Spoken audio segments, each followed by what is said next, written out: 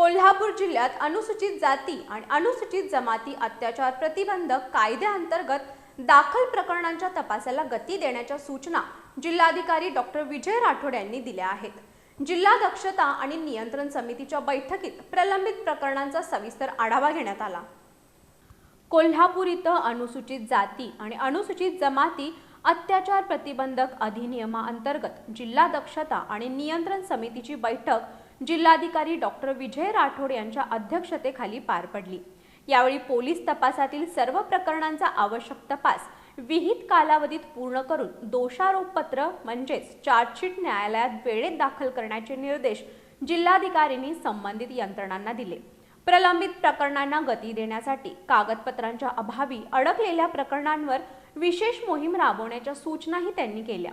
बैठकीत सध्या पोलीस तपासावरील 15 प्रकरणे प्रलंबित असल्याची, चालू महिन्यात 4 नवीन प्रकरणांची नोंद झाल्याची तसंच 584 प्रकरणे न्यायालयात प्रलंबित असल्याची माहिती देण्यात आली.